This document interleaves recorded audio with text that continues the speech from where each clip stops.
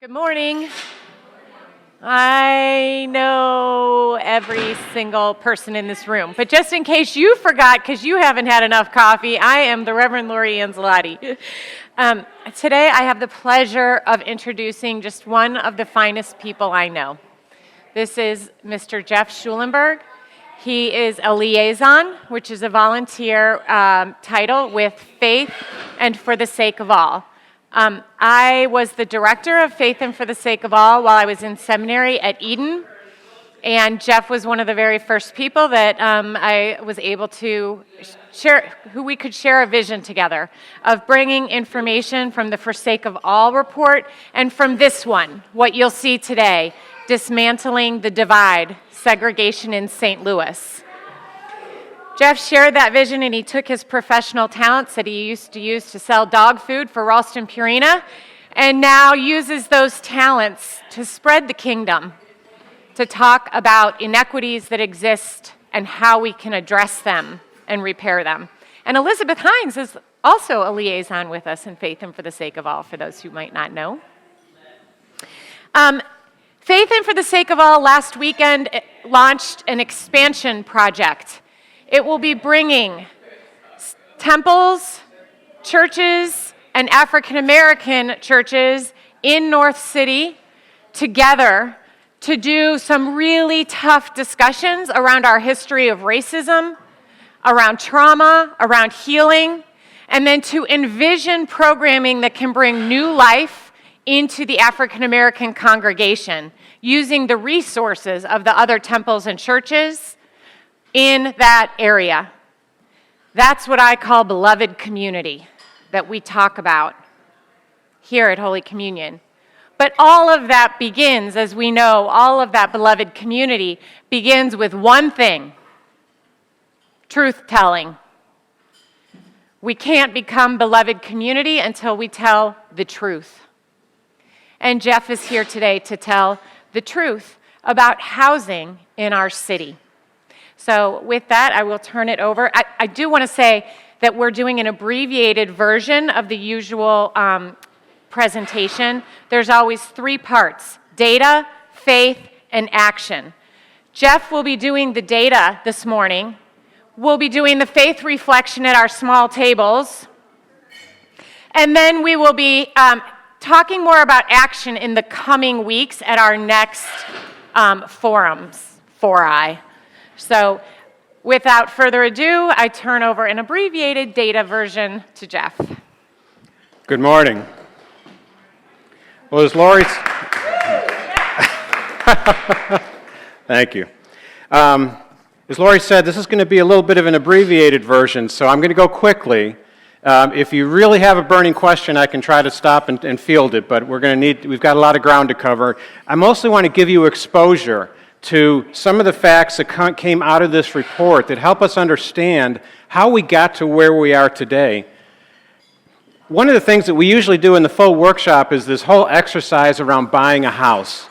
And we conclude that exercise with this slide. We look at where you can buy $500,000 homes in St. Louis. And that's a map of St. Louis, and what you see is $500,000 homes tend to kind of be clustered out the central corridor. So it starts around U City, it goes through Ladue and Town and Country and Chesterfield and kind of the usual suspects. When you look at $200,000 homes, that kind of breaks north and south. So we see similar clusters. Now there's exceptions all over the place, but this is where they cluster, the homes that are for sale in these price ranges. Lastly, if you look at $50,000 homes, you are looking at North City, flat out. That's just where they are for sale. The question we ask people, if you could picture these homes and the neighborhoods that they're in, picture a $500,000 home, the kinds of parks that are nearby, the quality of the schools, the condition of the home itself. Look at the $200,000, and lastly, the $50,000 schools. How walkable are the streets? What are the conditions of the schools? What are the amenities that are nearby? Okay, you can see there's going to be a huge difference. And what's so unfortunate in St. Louis in particular is that you could also talk about those houses. If you were to stand on the front porch and look around, you can almost predict what the color of your neighbor's skin is going to be. based on where those houses are. And the challenge for us to understand is, how did we get to a place where you can almost predict what the color of your neighbor's skin is going to be just based on the location of your house? And so that's what we're going to be talking about today. Historically in St. Louis, how did we get to this place? Before we actually go into the data, though, I want to acknowledge that for many in the African American community, these facts can represent a painfully lived reality with which you are all too familiar. For you, this review might help to give voice to the story of what you've lived. It might help you to organize your thoughts in how you process your experience of St. Louis. But it also might be painful to listen to. We've had people get upset listening to this data because they see the systemic oppression that happened in the history of their family and what it feels like to live that today. The challenge sometimes for us in the white community can be that this is a history that's often conveniently forgotten. It's just not understood. Sometimes it's intentionally buried, but oftentimes it's just not known or recognized. But it's only, as Lori said, this is about truth. It's only by shining a light on this truth that we can hope to have an open conversation about a path forward.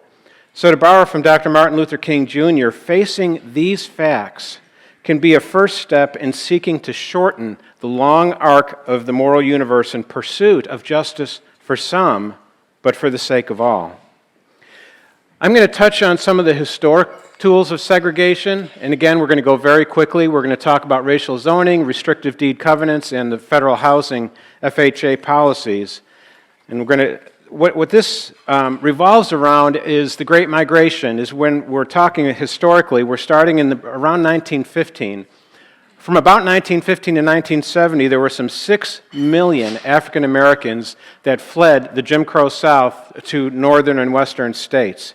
As they arrived in St. Louis and cities like St. Louis, there was tremendous residential expansion going on. For a while, it was also the post-war period, so you just had this tremendous boom in housing. So you've got quite a few people that are all trying to find a place for their families to live. But what they encountered in a city like St. Louis were things like this, where there was a citywide zoning ordinance of 1916. This was placed on the voting ballot in a citywide racial zoning law that prohibited African Americans from purchasing or renting in blocks that were more than 75% white. The ordinance included a, quote, reasonable, I love that word, reasonable provision, whereby gradually such blocks may become in time occupied wholly by either white or colored people, not white and colored people together. The ordinance was deliberately teasing apart white and black citizens. That ordinance was struck down by the Supreme Court in 1917. So it became necessary for St. Louis to try to maintain the levels of segregation that they were seeking. They had to turn to new tools. And one of the tools that they turned to were restrictive deed covenants.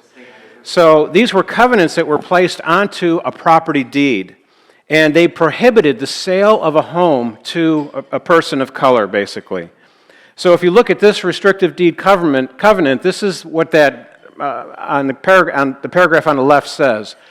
No property in said editions shall at any time be sold, conveyed, rented, or leased in whole or in part to any person or persons not of the white or Caucasian race. No person other than one of the white or Caucasian race shall be permitted to occupy any property in said edition or portion thereof or building thereon except a domestic servant actually employed by a person of the white or Caucasian race where the latter is an occupant of such property.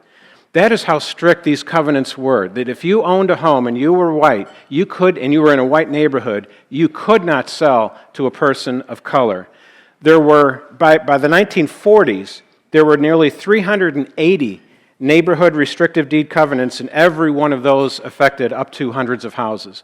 So this was very, very broadly scattered throughout St. Louis, very widespread, and deliberately kept out. So as the 6 million were coming from the South and seeking a place of fresh start, to live the American dream. When they got to St. Louis, they were told, not in my backyard. You cannot move into this neighborhood. We have a restrictive deed covenant. You're not allowed here. This was changed by the courts in 1948 when Ethel Shelley was sold a home that had a restrictive deed covenant. There was a neighbor who lived 10 blocks away who was upset about Mrs. Shelley purchasing the home in this community, and he tried to sue to enforce the covenant. It went all the way to the Supreme Court, and they ruled that the state courts could not enforce these covenants. However, they didn't declare the covenants themselves to be illegal. They simply ruled on whether or not the state courts could enforce them. These covenants remained on many mortgages for years, and it wasn't until 1972 that a federal appellate court actually banned the existence of these covenants. And by the way, if you were to check your own neighborhood covenants, there's a good chance you would find one of these attached to your own property deeds, because it costs money to undo them, and a lot of neighborhoods and homeowners associations haven't bothered to take these off. So let's take a closer look at how federal policies interacted with racially restrictive covenants and other tools that were used. Understand that in 1933, President Roosevelt created a post-depression incentive through the New Deal, and that included federally backed, more affordable home mortgages. Prior to 1933, when you were trying to take out a mortgage on a property, you usually had to put half down, 50% down, and you had to pay it off in 3 to 5 years. Imagine trying to buy a house. I mean, those are the terms for our cars now. Imagine trying to buy a home under those conditions. So all of a sudden, they created this new mortgage system that made houses available to so many more people. And so the American dream is there. It's just dangled in front of the population unless you were a person of color. And that's where some of the other tools came in, starting with redlining. This is a map of St. Louis that is color-coded basically based on the composition of the neighborhood based on race. So what happened was the newly created Homeowners Loan Corporation created what they called security maps to help banks decide where there was risk in lending. So they based it strictly on race. So if you lived in a neighborhood that was either red or orange, that was a neighborhood that banks would not loan any money into. It was deemed an unnecessary risk. And you can see the description under D. It says hazardous, marked by the infiltration or the presence of a colored settlement or Negro colony. These maps were used across the country by the Federal Housing Administration. So all of a sudden, just because you live in a neighborhood, regardless of the condition of the home, regardless of the income of its residents, that didn't matter. All that mattered was that you were a person of color, so you were deemed a hazardous security risk, and you weren't able to secure any mortgages. Redlining was also behind other racially discriminatory tools that were employed by the FHA. As this huge housing boom was happening and developers needed to build into the suburbs or create the suburbs, they needed federal housing funding. And so to get that funding, they'd have to apply, but it was written into the federal office's underwriting manual that you had to guarantee that your subdivision would be entirely white.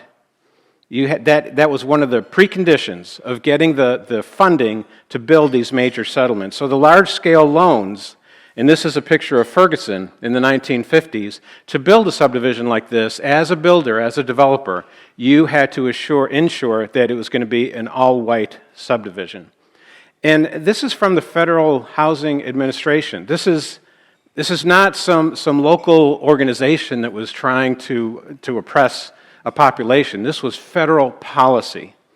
And there were a lot of exceptions where some developers tried to get financing to build a subdivision that would be primarily for an African American community, and they had a terrible time doing it. They were usually denied.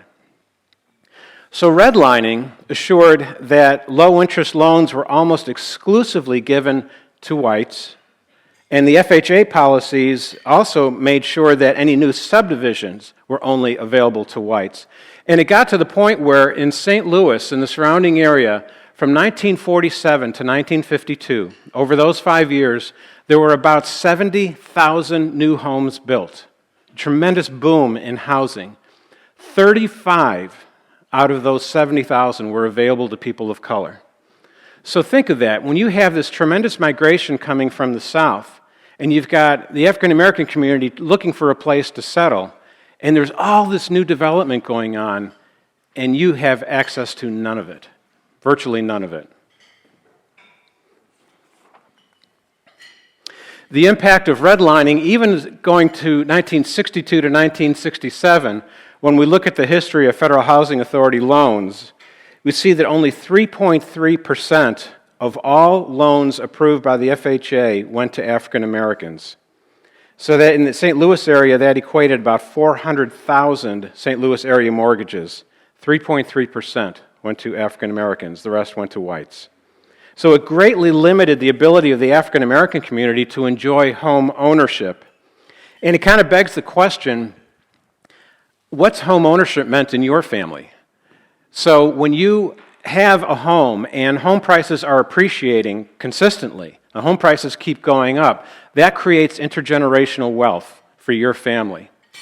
And a lot of times we don't recognize the value of that home ownership in our own families. I was talking to my older brother about this. We grew up in Buffalo, New York, and I was giving him some of these facts, and he was pushing back, saying, "Oh, come on, Jeff. Our house is this little 3-bedroom brick bungalow in Buffalo, New York. It didn't really do anything for us." Well, we lost Dad at a young age, and I asked my brother. I said, "How much money did you spend supporting Mom?" And he said, "Oh, well, I didn't spend anything supporting Mom." "Oh, why not?" Well, she sold the house and was able to pretty much keep herself going for the rest of her life. None of us kids, there were 5 of us, we all had to pay for our own college, and we did a lot of things on our own, and we referred to ourselves as self-made, and of course we started on third base, but that's beside the point. But in talking to my brother, I asked him, I said, what if that house hadn't been in the family, that simple little house that you kind of dismiss, and we had, instead of paying for our own college, suppose we had to help support Mom. What might have the trajectory of all the kids look like if we hadn't been able to go to college, if we'd had to support Mom, if we'd had to start work earlier, real work? And so it kind of put him back on his heels a little bit. But we forget, we take for granted the advantages that we've had in home ownership. And when you look at the extent to which home ownership has been denied for generations of the African American community, you start to see how there becomes such a disparity in the wealth that we see today. We're still living with the effects of all of these policies. Even though some of them have been outlawed, we're still living with the effect. So there is, in 1968, there was the Fair Housing Act, where finally some of these rules, or some of these laws were declared illegal. The Fair Housing Act prohibited discrimination in all facets of the home owning or home buying process. The problem is it wasn't really given any enforcement mechanism until the 1980s. So there's still had to wait. So the decades of the federal, state, and local policies that restricted African American home ownership from the time of the Great Migration until 1968 left so many African Americans without the wealth that their white counterparts had. This included loans that were subsidized by the GI Bill and FHA policies. So at this point, what's been created is a system where the intergenerational wealth that's been denied to the African American community has created huge disparities. Even today, the wealth of the average white family is 10 times that of the average African American family. I mean, think about that, 10 times. The African American family, on average, has 10 cents on the dollar for every dollar that the white community has. So moving forward, since the discrimination and segregation based on race is now illegal, you don't need to base it on race. You can now base it on wealth, because we have such a wealth disparity that you don't have to say, "Oh, I don't want African Americans in my neighborhood, I just don't want poor people. I'm not racist, I just don't want poor people," knowing that very disproportionately those poor people are African American. And so we got to the modern tools of segregation, which are zoning policy, eminent domain, annexation, and TIFs, tax increment financing. So let's talk a little bit about, first of all, exclusionary zoning and using zoning to create segregation.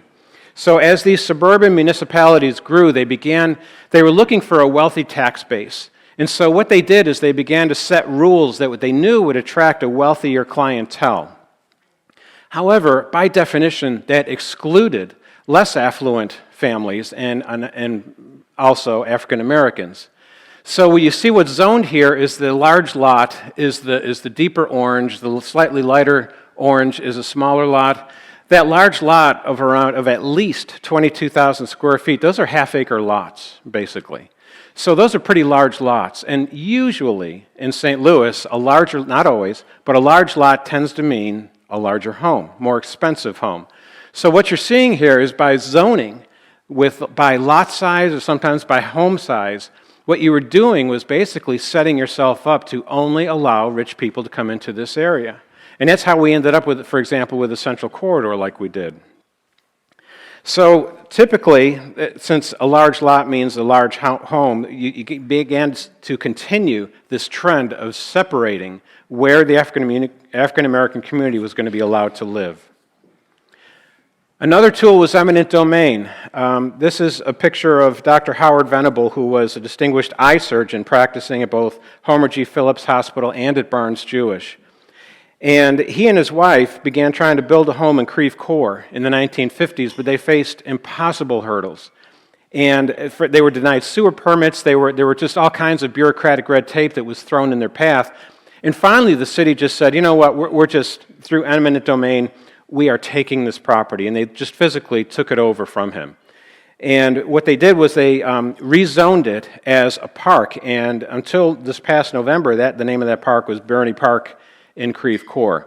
Finally, there was a committee that was established to try to bring some justice to that situation, and it is now renamed the H. Philip Venable Memorial Park.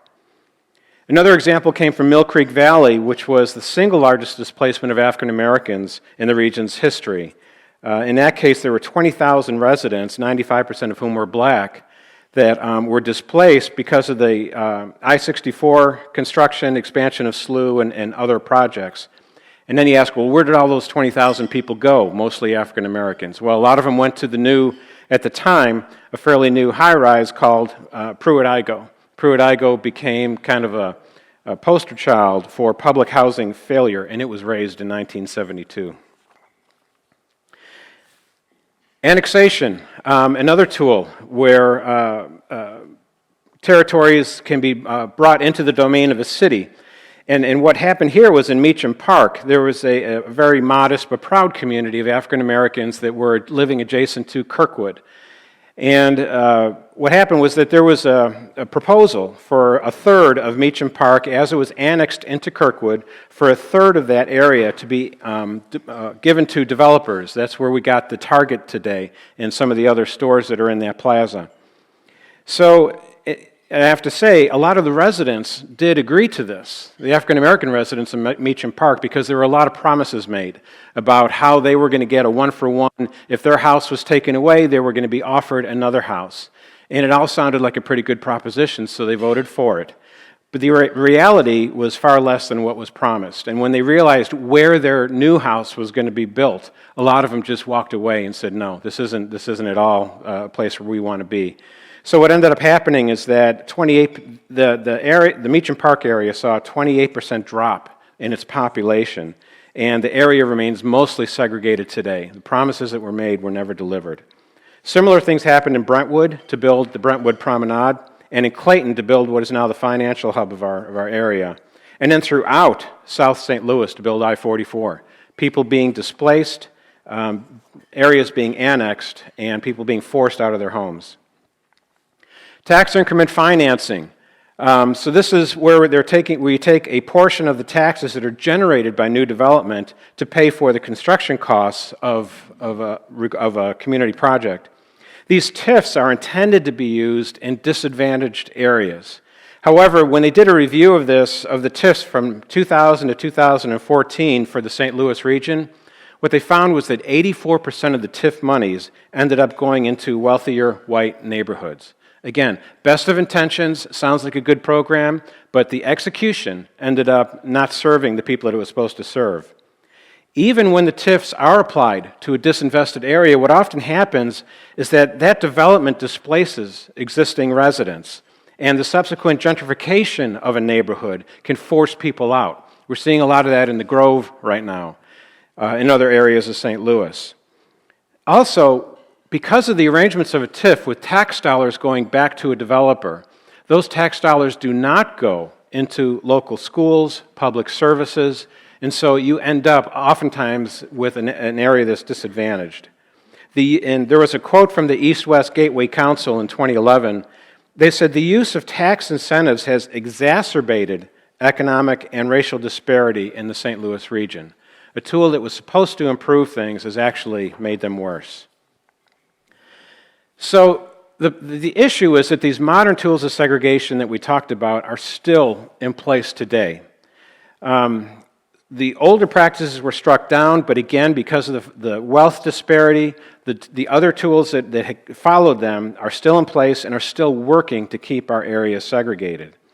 And you have to ask yourself, are these tools working? Well, I don't think you have to look real hard in St. Louis to realize how segregated we are racially. So I live out in West County, and I can tell you there are so few people of color. And when I go to church, I see very, very few people of color. When we try to give these presentations out there, we have a lot of folks that are just like open mouth saying, "Are you kidding? I had no idea it was like this." You give that presentation in the city and they're just saying, yep, tell me something I don't already know and feel. There's so much of a disparity, and yet there's so much ignorance about the realities within St. Louis. And those realities manifest themselves, and so this is a map showing a dissimilarity index, and it's just kind of a fancy way of saying which neighborhoods look alike and which neighborhoods are in fact integrated and have more of a cross-cultural influence. And all of the lighter, the orange through the yellow are pretty much areas where there's a lot of segregation, either mostly white or mostly black. And you can see there's kind of a narrow band of a fairly integrated section in St. Louis, but mostly, we live very segregated lives. And what that ends up meaning is that there's great exclusion. There's a lot of exclusivity. The most exclusionary communities, for example, number 1 is Warson Woods, 2, Westwood, Clarkson Valley, Ladue, De Pere. So when you look at the deep orange, those are the communities in St. Louis that are the most exclusive. And the problem with this is that they're not only exclusive in terms of who gets to live, but they have the most amenities. They have the nicest parks, the best schools. They have the best access to networking and job seeking. We had some friends move from our parish because the wife moved from, she switched from working for another corporation to owning her own business. They moved to Clayton because there were so many people in Clayton that they could network with and build their client base for her business. You don't have that opportunity if you live in North St. Louis. Not only is it almost impossible to have the wealth to move into one of these neighborhoods, where you live today, you just are denied any of those opportunities. So we are segregated, we are exclusionary. It comes from our history and it continues into our present. So let's take a quick look at how this can manifest in real life situation. These are two houses that have a shared history. They're only 11 miles apart.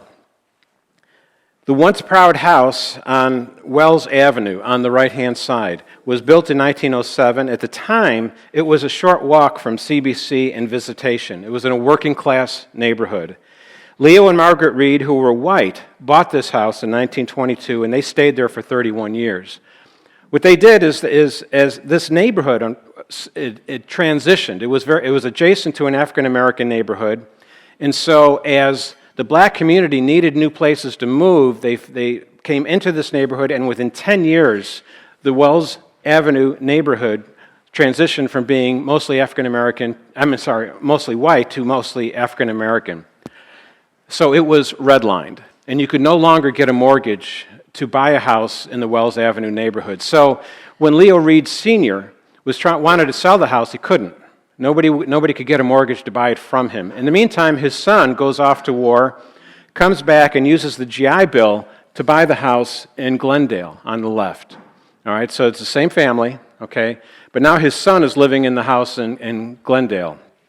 His son inherits the house in Wells Avenue from his father, can't sell it because it's redlined, so he rents it out to two African-American sisters. They pay rent for years on the house. He finally, because the house is falling down in condition, the neighborhood is deteriorating, nobody can invest in the neighborhood even if they wanted to, so he ends up just giving the house to the sisters, who in turn will it to one of their daughters. Their daughter gets it and says, I can't do anything with this house. I can't sell it. I can't take out a loan to improve it. So she ends up just turning the house over to the city, and that's the condition of the house today.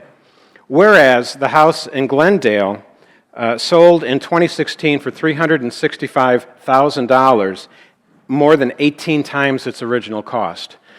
The wealth accumulation of the house in Glendale went to a white family. The rent and all the money that was dumped into the house on the right and ended up with absolutely no value is what happened in the black community. This happens thousands and thousands of times. And that's what starts to create that disparity, and that's why today the African American community has 10 cents on the dollar for what the white community has. When we look at the wealth gap, we're looking at a difference of $85,000 in 1984 between whites and blacks. Now it's up to $236,000. Well, that's in 2009.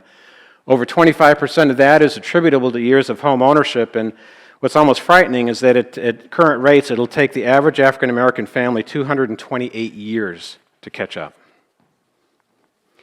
When we look at the regional effect, what we see is that an area that is segregated, as St. Louis is segregated, the entire region is held back.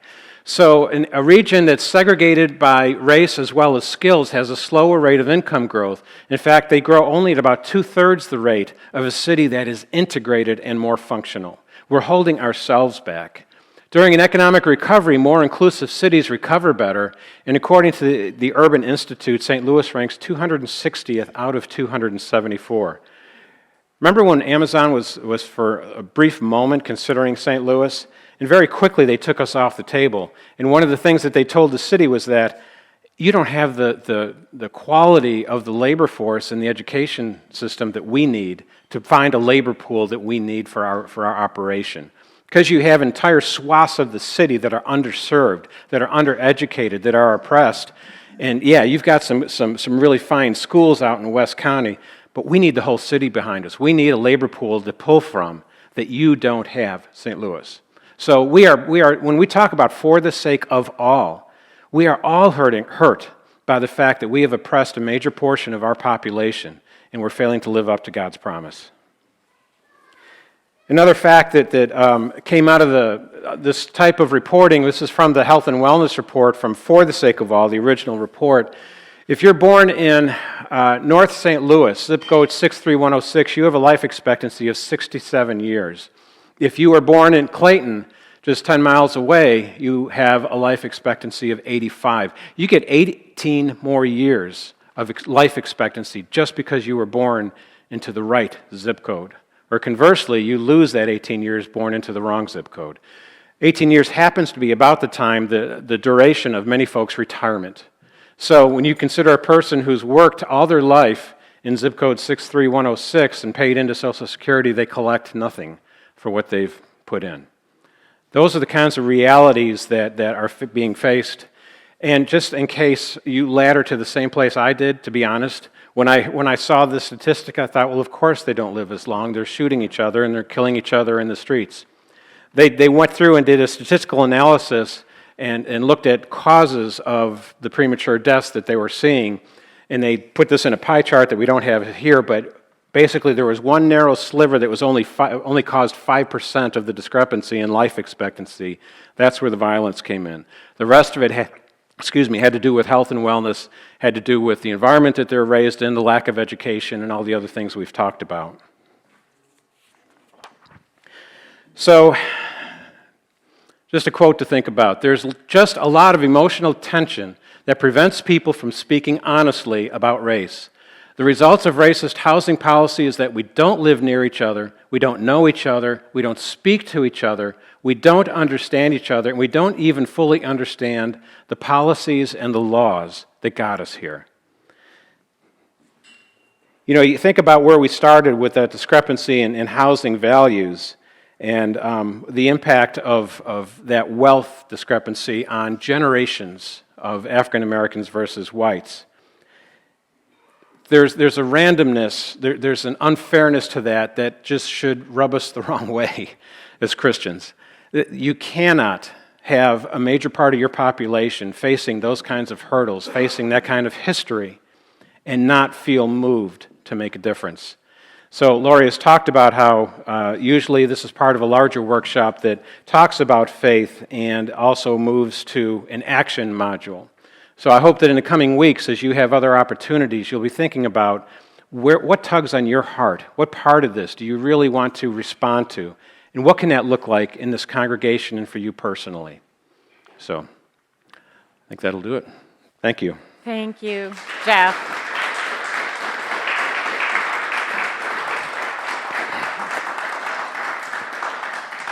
I'm sure you can see the way Jeff owns this material. He just lives with it in his prayer and in his discernment a lot, I know, and that just shows. Thank you. Sure. One thing I really want to point out for us before we move to the questions is I just jotted this down in my prayer book for all time that Jeff said, we're failing to live up to God's promise. For those of you who were at 8 o'clock, that's exactly what Mike was preaching about. For those of you at 10:30, remember that. We're failing to live up to God's promise. Think about this as you hear Mike's sermon today. We're going to move on to questions. Jeff, do I hit right here? Yeah. Whoops, where are the questions there? There we go. Some time to take a breath. I can feel the room. Can you feel the room? It's like, ugh. So take some time to just take a deep breath, soak in a little what you heard, and think through these questions as we usually do in our breakfast. What does your religious tradition, our Christianity, and more specifically our Episcopal branch of the Jesus movement, have to say about the history and data that Jeff just reviewed? How do you as an individual respond to the information in the report? How do you imagine us, Holy Communion, responding? And why haven't we changed the systems that segregate St. Louis? So we'll have about 10 minutes to talk about that at your tables, and then we will share with one another in large group.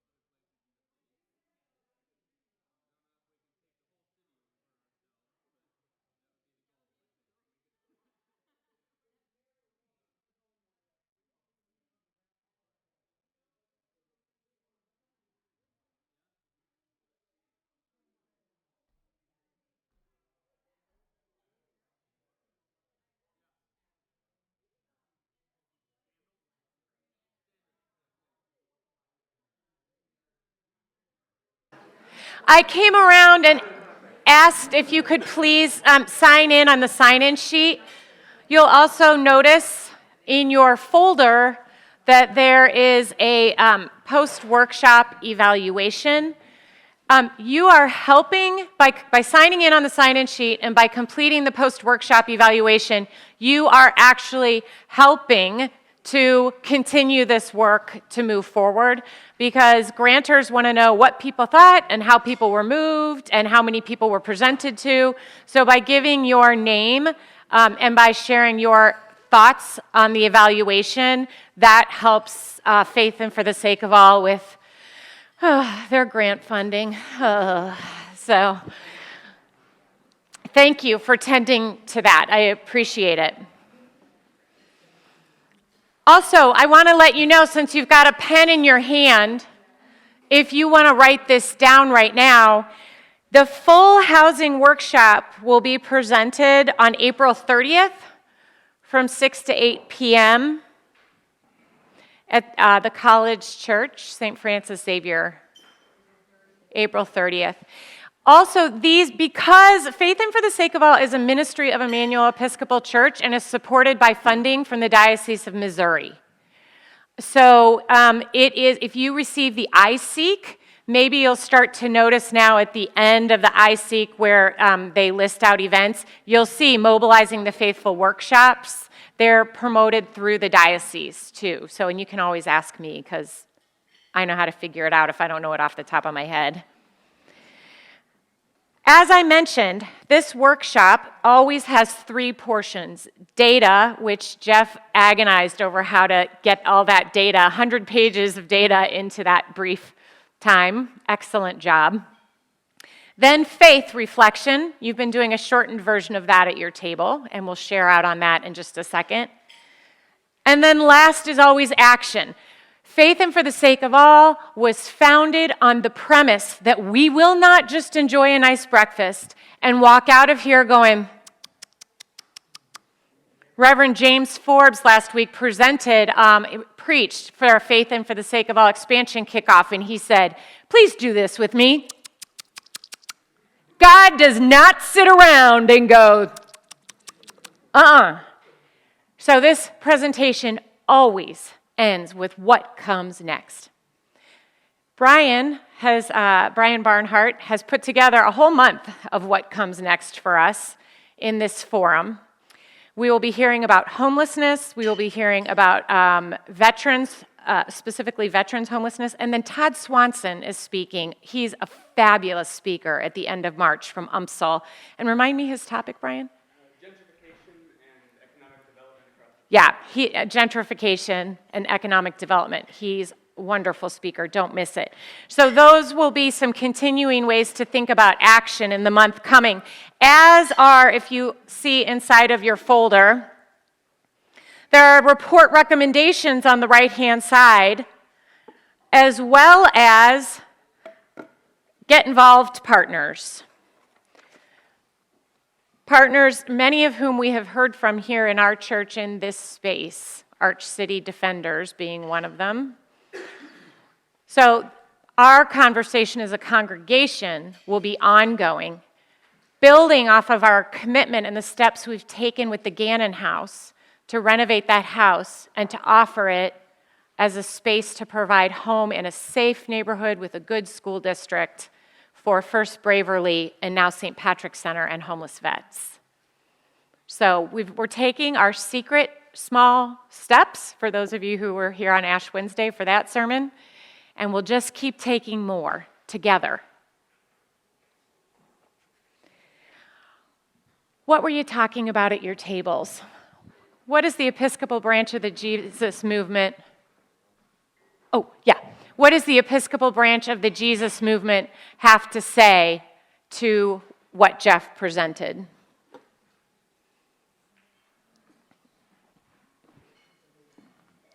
What did you talk about at your tables? I think we said at this table... Miss Hines, it's not your volume, it's other people's ears. There you go. I think or maybe I should say I said at this table, that we talk out of two sides of our mouths. You know, we say we are a faith that believes in togetherness and coming together.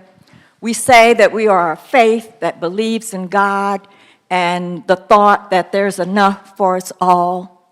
But when it comes down to it, what do? We hold on to what we have, and we continue in the systems and the processes that have been set up. Reverend Hines? So I wanted to address the fourth bullet point, why haven't we changed the system that segregates St. Louis? Is that okay? And my response was very succinct. We haven't done it because we choose not to do it.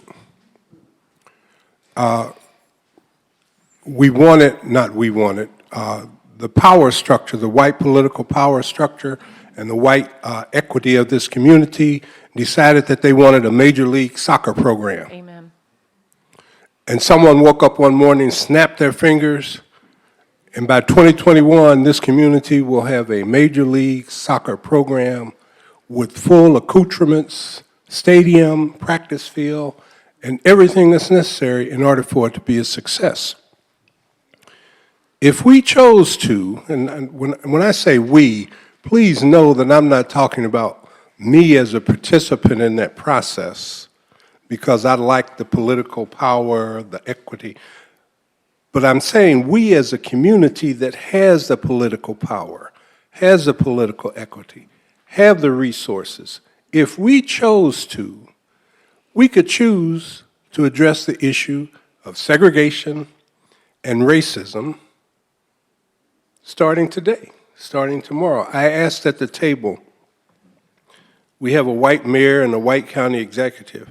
How many times have you heard them bring up the issue of race or segregation or racial inequity or inequity in housing? Unless it was a political hot potato, how many times have they made it a part of their ongoing agenda? It's not a part of what we do in this community. You know, we're segregated by choice. And the community chooses for us to live that way. Unless and until we decide we no longer want to live like that, it's great to have conferences and presentations and, you know, to invest the resources to do the studies, but it won't change. It will not change. Thank you. Thank you, Chester. Do you still have the microphone over there for Lisa? Yeah, go ahead. So one of the things we focused on, because I brought it up, was education. And I'm a teacher. Three of us are teachers at this table. And I just think it has to start with the young because, and it has to start with the inequity in the way that we fund schools. And that's a statewide problem. And we're expecting miracles out of school districts that just simply aren't equitably funded. And we kind of talked a little about how, as a church, on that third question, maybe we should start in our own backyard and do more for the U City School District, not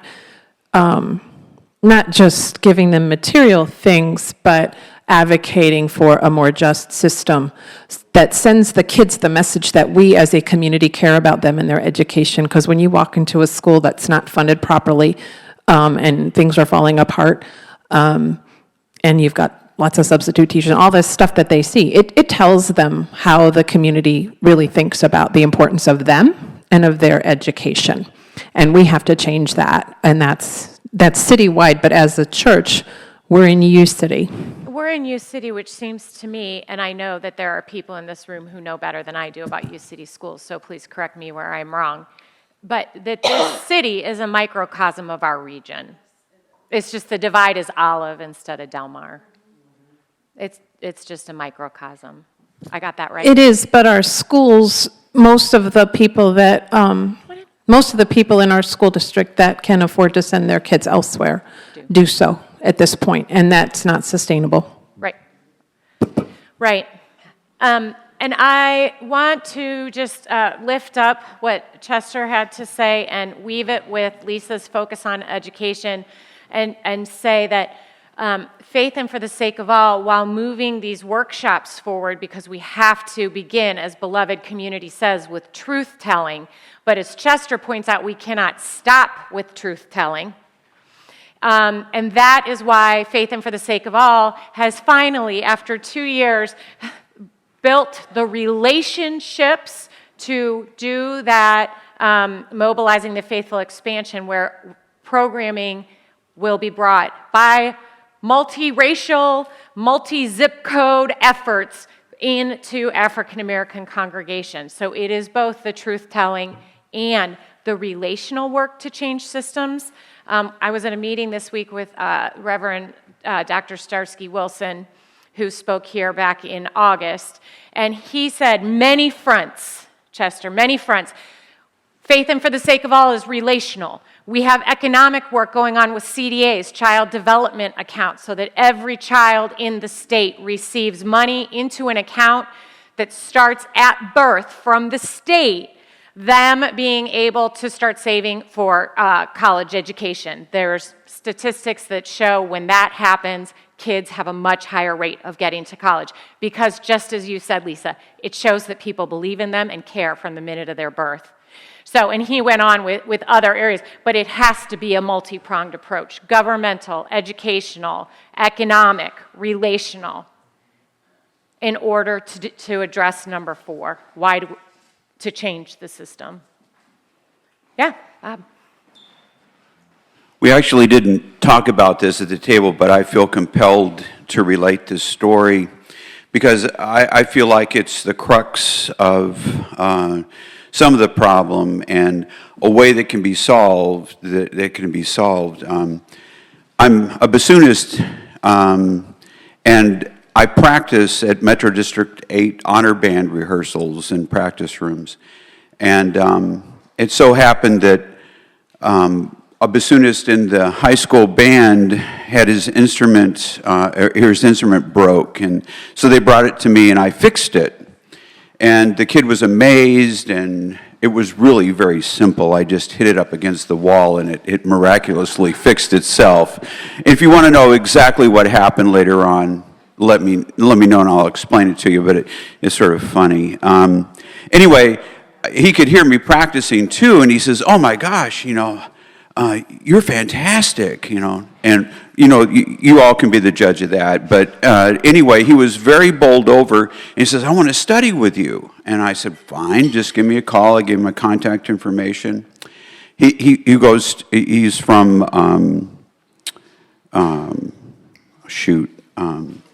from the West, he's just in West County. I won't identify the school. He's in the West County, west of the river. And anyway, so we set up a date for a lesson, and he's very excited. And then he calls me with what I consider, and I've taught many kids for 40 years, a lame excuse not to come to the lesson. And I was mystified. So I contacted his band director, and I said, "What's up? Why didn't he come?" He said, "Well, it's where you live." His dad didn't want to bring him into the city for the lesson. Okay? Now, that's a problem. So, my wife and family have lived in St. Louis City since 5 years after we came to St. Louis. Largely by the suggestion of my wife. She wanted to live in the city. My whole take on this is that we can talk about funding and all this kind of stuff, but there's a fear factor when you get west of the river of anything on the east side for whatever reason, and it's going to take white families from West County moving to the city of St. Louis in a new white flight before any of this can change. All right, dear people of God, once again, we have too short amount of time. I have got to get it. Mike will start without me. You know he will. Denise, 30 seconds, and then we will end. That is basically, I think the root of this whole issue is that we live in a racist society. And one of the aspects of this fear of going into the city is that our culture has a myth that wherever there are a large number of African Americans, it must be dangerous. This is not true, but it's a myth that is in our culture. And I've had to instruct many white people who were otherwise low in prejudice that we do live in a racist society. And when they go into an African American neighborhood, they are safe because the law respects their safety more than the people that live there. And it's not that I like it that way, that's just the way it is. Truth. Yes. All right. Thank you. I wish we could keep going. I encourage you to come and hear the Faith and for the Sake of All Health workshop or this Fullness of the Housing workshop. I'm going to ask if a couple people could come help Jeff to collect the sign-in sheets, collect the post-workshops, any folders that weren't used so those resources could go back. Blessings and thank you. Thank you, Jeff.